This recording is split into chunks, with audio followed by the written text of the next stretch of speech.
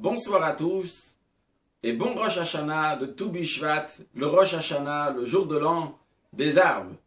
Mais quel rapport entre nous, les êtres humains, et les arbres pour qu'on fête leur Rosh Hashanah?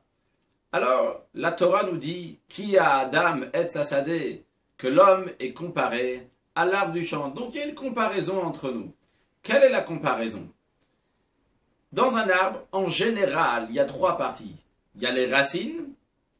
Les racines, ça ne se voit pas, c'est en dessous de la terre, mais pourtant, c'est ça qui donne la vitalité de l'arbre.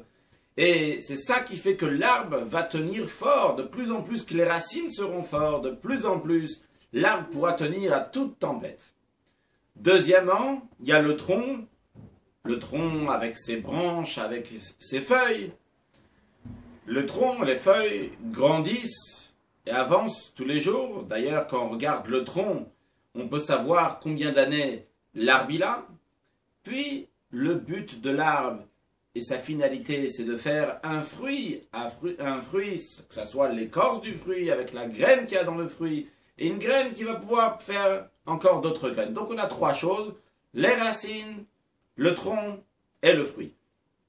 Il en est de même aussi dans notre vie, dans notre relation avec Dieu. On a des racines, des choses qui ne se voient pas. C'est la foi, la émouna qui est dans nous.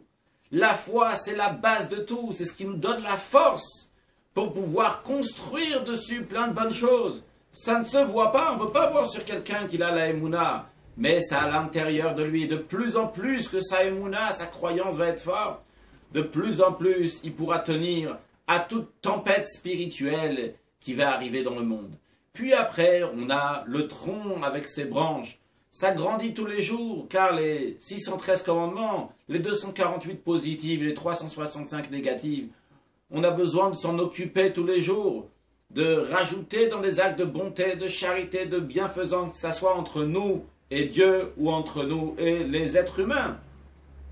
Et puis après, le but de tout ça, ne pas oublier qu'il faut faire des fruits on va pouvoir prendre cette graine, planter. Ça va faire encore un arbre, encore un autre être humain, que l'autre être humain aussi va pouvoir donner des fruits, qui va donner aussi lui aussi influencer des autres, et ainsi de suite, qui va avoir des bonnes racines, une bonne émouna, puis un bon tronc, bon Torah et mitzvot, et lui aussi donner des fruits à son tour, jusqu'à qu'on pourra manger des fruits de la terre d'Israël, littéralement, lors de la venue de Mashiach, très prochainement.